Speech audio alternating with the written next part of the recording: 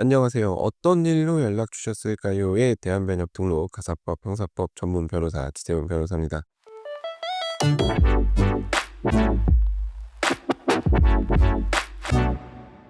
자, 오늘은 지난주에 이어서 변호사 잘 고르는 법에 대해서 한번 얘기를 해 보려고 합니다. 지난주에는 변호사랑 소통이 잘 돼야 된다 뭐 이런 말씀을 드렸었는데, 사실 이번 주에 드릴 말씀도 지난주와 크게 다르지는 않습니다. 근데 이제 같은 얘기를 다르게 하는 게 변호사의 능력 중 하나이기 때문에 오늘은 좀 다른 각도에서 얘기를 해 보려고 해요. 제가 상담하다 보면 이런 질문을 종종 받아요. "변호사님, 거기는 법무법인인가요? 법률사무소인가요?" 자, 이 얘기를 들으면 저는 솔직히 바로 거기다 대고 물어보고 싶은 질문이 있어요.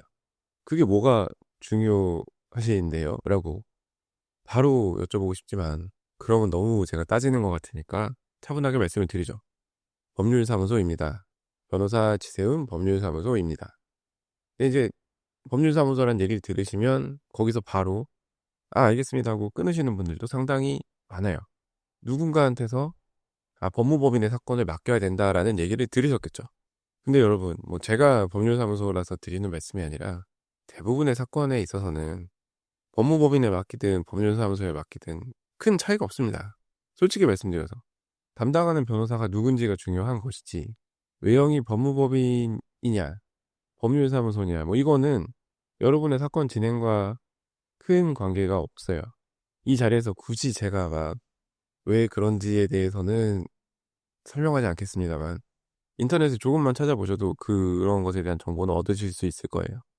그럼에도 불구하고 법무법인이 좋으시다면, 내가 이왕이면 돈을 썼는데 법무법인의 사건을 맡겨야겠다라고 하신다면 말리지 않겠습니다만, 그냥 주변 누군가로부터 법무법인의 사건을 맡겨야 한다더라라는 얘기를 듣고 맡기시는 거라면 좀 한번 고민해 보실 필요는 있습니다.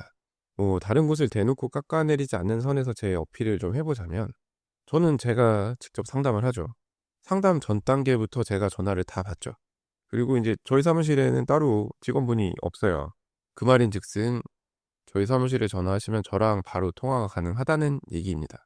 그리고 저랑 연락을 하고 싶으시면 어차피 제 직통 휴대전화 번호를 알고 계시기 때문에, 제가 주로 핸드폰으로 연락을 드리기 때문에 저랑 연락을 하고자 하신다면 언제든 연락을 하실 수 있습니다. 제가 지금까지 사무실 하면서 "변호사님, 왜 이렇게 연락이 안 돼요?" 이런 얘기를 들어본 적이 없어요. 오히려 제 연락을 귀찮아하시는 분은 받지만, 보통 제가 이제 자료 같은 거 받을 때 "언제 언제까지 좀 보내주십시오."라고 말씀을 드리는데, 워낙 일상생활이 바쁘시다 보니까 좀 놓치실 때가 있죠. 그때 인제 제가 자료 좀 언제 언제까지 보내달라는 연락을 드리면 살짝 귀찮아하실 때가 없지는 않은 것 같은데, 아무튼 이런 연락조차도 제가 직접 드립니다. 누구 시켜서 연락을 드리고 싶어도 시킬 사람이 없어요.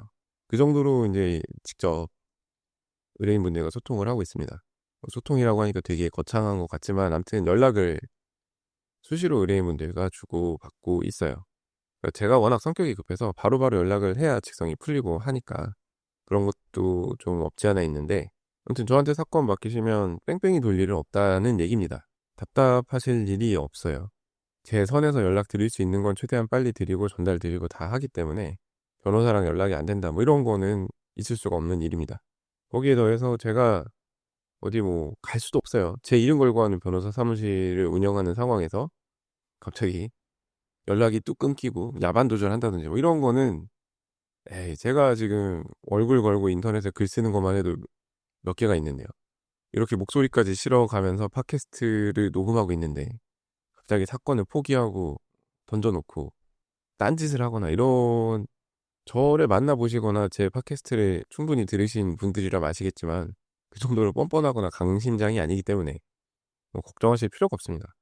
가끔 인제 저희 사무실 오셔 가지고 "변호사님, 지금 하고 계신 사건이 몇 개 정도 되시나요?" 뭐 이렇게 여쭤보시는 분들이 계세요.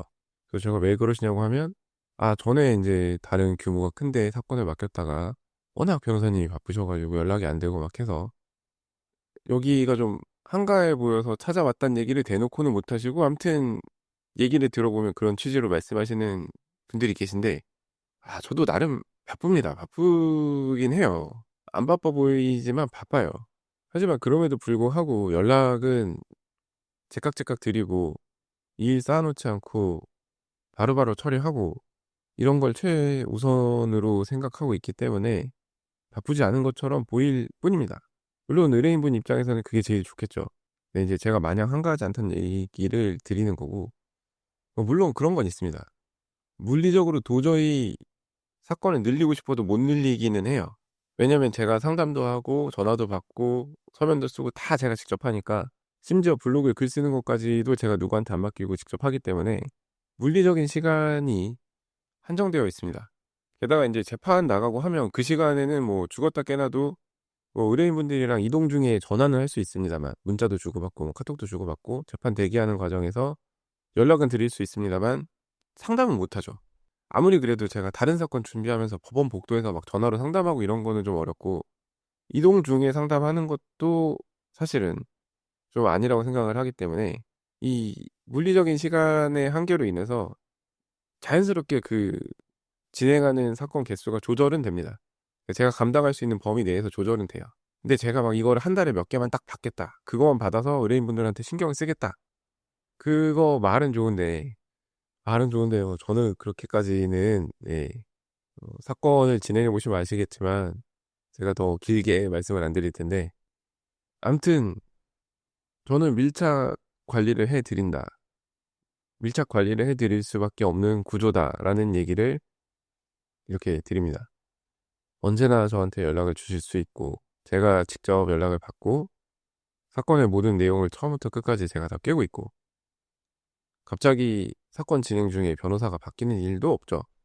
저는 누군가한테 복대리라고 하죠. 복대리도 안 맡깁니다. 제가 가서 직접 판사님한테 얘기를 해야지, 누군가한테 뭐 이렇게 전달해서 하는 거는 제 성격상 맞지 않기 때문에 제가 처음부터 끝까지 모든 것을 직접 다 합니다. 저한테 오시는 분들은 당연히 그걸 기대하고 오시는 거고, 그 기대에 맞춰드리기 위해서 오늘도 노력을 하고 있습니다. 물론 이제 경우에 따라서 이런 거를 없어 보인다라고 생각하실 수도 있을 것 같아요. 이제 그런 분들은 다른 곳에 맡기시면 되죠. 전화해서 이제 직원분 거쳐가지고 변호사분이랑 통화하고 이렇게 하시면 됩니다. 근데 이제 저랑 결이 맞는 분들은 분명 계시고, 변호사랑 바로바로 연락하고 이런 게 속 시원하고 편해서 좋다라는 말씀을 많이들 하시거든요. 이제 그런 걸 찾으시면 저한테 사건을 맡기시면 되고요. 아무튼 연락 잘 되고 말 잘 통하는 변호사다라는 말씀을 드려봅니다. 자, 이제 제 어필은 여기까지 하고, 변호사 선임하는 것의 중요성에 대해서 좀 더 얘기를 해보자면, 처음 변호사 선임을 잘못하면 어떻게 되는지 이 얘기를 좀 해볼게요. 어떻게 지인 소개나 뭐 이런 걸 받아가지고 변호사 선임을 얼렁뚱땅 했는데, 막상 사건 진행을 해보니까 내 생각과 다르게 흘러가고, 변호사랑 얘기도 잘 안 돼요. 말이 잘 안 통하고 연락도 잘 안 되고 해요. 그럼 많은 분들이 변호사 바꾸는 걸 고려를 하시죠. 근데 이게 생각보다 어렵습니다. 물론 절차적으로 불가능한 건 아니에요. 변호사 해임하고 새로운 변호사 선임하는 게 아주 드문 일도 아니고, 소송 절차 진행에 크게 지장을 주지 않는 선에서라면 변호사 바꿨다고 해서 재판부가 나쁘게 보고 이런 걱정은 하지 않으셔도 됩니다. 근데 이제 현실적으로 여러 가지 문제가 있죠. 일단 비용 문제. 착수금을 지급한 경우, 그리고 착수금이 상당한 액수인 경우, 중간에 의뢰인이 마음이 바뀌어가지고 해지를 한다고 하더라도 변호사한테 착수금 돌려달라고 말하기가 쉽지 않죠. 전액은 당연히 못 받을 거고 일부도 안 주겠다고 버티는 경우가 있을 겁니다. 왜냐하면 의뢰인이 싫다고 해서 안 하는 거니까. 변호사는 최대한 노력을 했는데 의뢰인이 변심했다, 이런 식으로 나오겠죠. 변호사에게 대놓고 과실이 있지 않은 이상은. 간혹 이제 변호사한테 사건을 맡겼는데 아직까지 진행된 게 없다, 이런 말씀을 하시는 경우가 있는데, 본인 마음이 급하시고 뭐 이런 건 제가 충분히 이해를 하는데, 모든 변호사들이 저처럼 성격이 급하지 않습니다. 그리고 다들 공사가 다망하신 분들이라서, 그리고 저보다 사건이 많으신 분들도 분명 계시고, 그러다 보면 이제 생각만큼 빨리빨리 빠릿빠릿하게 일이 진행이 안 되는 경우가 있을 수밖에 없죠. 근데 이제 이걸 못 기다리고 나 다른 변호사한테 가야겠다, 환불해 달라라고 했을 때, 아니 나 이거 다 기록 검토하고 준비하고 있었다, 이거 얼마 안 남았는데 왜 그러시냐, 이렇게 나올 수 있어요. 뭐 진짜 돈 받고, 제 기준으로는 한 달 넘어가면 좀 아닌 것 같은데, 막 두 달, 세 달 이렇게까지 묵힐 일이 아니거든요, 아무리 바빠도.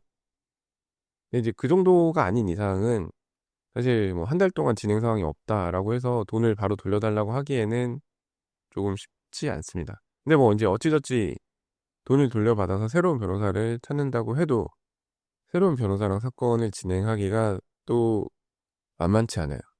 이 한 번 생긴 변호사에 대한 불신은 쉽게 없어지지 않습니다. 그러니까 처음 변호사한테 한번 상처를 받으신 분들이 있어요. 막상 수임계약 체결한 뒤에 연락이 안 됐다든지 기대한 거랑 너무 다른 대응을 받았다든지 본인 딴에는 다 알아보고 나름 찾아보고 해서 변호사한테 사건을 맡겼는데 그 변호사한테 실망을 했다면 새로운 변호사를 만났을 때도 그 불신이 따라와요. '이번 변호사도 저렇지 않을까?' 하는 의심을 하게 되는 겁니다. 그러면 이제 새 변호사와의 관계에서도 신뢰를 쌓기가 어려워지고 오히려 막 이제 변호사를 닥달하고 뭐 이런 과정에서 변호사랑 관계가 또 순탄치 않게 흘러가고 이런 경우를 제가 종종 봤습니다. 신뢰는 한번 깨지면 복원하기가 굉장히 어렵죠. 사람 사이 관계가 다 그렇잖아요. 변호사랑 의뢰인 사이 관계도 마찬가지입니다. 한 번 변호사한테 실망을 하게 되면 다른 변호사를 만났을 때도 막 의심의 눈초리를 거두기가 어려워요. 그러니까 인제 처음에 변호사를 선임할 때 잘 따져 보셔야 됩니다. 물론 이제 그 따지는 포인트를 잘 잡아서 따지라는 말씀을 드리는 건데, 그러니까 처음 상담 받으실 때 변호사가 내 이야기를 잘 들어주는가, 물론 이건 기본이죠. 내가 모르는 부분을 쉽게 설명해 주는지, 사건에 대해서 현실적으로 좀 얘기를 해 주는지 이런 거를 좀 보셔야 됩니다. 그냥 상담 받을 때 그렇죠. 맞죠. 이거 무조건 이길 수 있습니다. 걱정 마세요. 저만 믿으세요." 이런 말을 해 주는 변호사라면 일단은 조금 조심하실 필요가 있습니다. 물론 당연히 뻔한 사건이어 가지고 그렇게 얘기할 수도 있는데, 뻔하지 않은 사건에서도 습관성으로 그렇게 얘기하는 분들이 없지는 않거든요. 그러니까 차라리 저처럼 "이것도 저것도 좀 쉽지 않은데요."라고 말하는 변호사를 찾아보시는 것도, 찾아가서 이야기를 한번 들어보시고 결정하시는 것도 좋습니다. 꼭 제가 아니라 하더라도 "이거 좀 쉽지 않습니다. 어렵습니다." 하는 변호사가 어딘가에는 있을 거거든요. 그러니까 그런 세컨 오피니언도 좀 들어보시고 결정을 하셔야 나중에 속상한 일이 없어요. 근데 이제 많은 분들이 살면서 변호사 사무실 갈 일이 몇 번이나 있으시겠어요. 그렇다 보니까 '변호사 사무실은 다 이런 곳인가 보다.' 하고 접속 계약을 체결하신 뒤에 나중에 저희 사무실 오고 저랑 얘기를 해 보시고 그제서야 "아, 변호사님 같은 분도 계시네요."라고 웃으면서 말씀을 하시는데, 이런 말씀을 하시는 분들의 경우에는 수업료를 좀 지불하신 뒤인 경우가 많죠. 처음부터 저를 찾아오셨으면 좋았을 텐데라고 생각을 하는 한편, 지금이라도 찾아오셔서 다행이라고 말씀을 또 드리죠. 그리고 인제 변호사한테 가지고 있는 그 불신의 마음을 좀 풀어 드리려고 변호사에 대한 불신의 늪에서 좀 빠져나오게 제가 노력을 하죠. 그러니까 아무튼 저를 찾아오시면 제일 좋겠지만 많은 분들이 본인이랑 맞는 변호사를 찾아서 그 소송 기간을 좀 잘 보내실 수 있으면 좋겠어요. 그러니까 변호사 잘못 만나서 안 그래도 힘든데 더 힘든 경우를 많이 봤어서, 또 그런 분들이 저한테 또 연락을 주시고 막 이러는데, 아까 말씀드렸던 현실적인 문제들로 인해서 또 변호사를 쉽게 바꾸지는 못해요. 그런 상황에서 제가 드릴 수 있는 도움도 사실 없죠. 저한테 사건을 맡기셔야 제가 도와드릴 수 있는 거니까. 아무리 안타깝다고 하더라도 저한테 사건을 맡기지 않으시는 분한테 제가 도움을 드릴 수는 없는 거니까. 그래서 한 분이라도 좀 변호사 선임을 잘 따져보고 하셨으면 해서 이렇게 또 착한 척하고 말씀을 드리고 있는데, 이번 주에도 얘기를 다 끝내지 못해서 다음 주에 또 변호사 잘 고르는 법에 대해서 얘기를 해보려고 합니다. 이러다가 이제 한 달 정도 할 것 같은데 되는 데까지 해보죠. 어디까지 제가 얘기할 수 있는지, 뻔한 얘기를 과연 어디까지 늘려서 할 수 있는지. 뻔한 얘기하는 게 또 변호사의 일이긴 합니다만, 아무튼 다음 주에도 제가 또 비슷한 말씀을 드려보겠습니다. 자, 오늘 제가 준비한 얘기는 여기까지이고요. 오늘도 끝까지 들어주셔서 감사합니다. 자, 다음 에피소드에서는 더 흥미롭고 유익하고 현실적인 그런 법률 이야기로 찾아뵙도록 하겠습니다. 이상 대한변협등록 가사법 형사법 전문 변호사 지태훈 변호사였습니다. 감사합니다.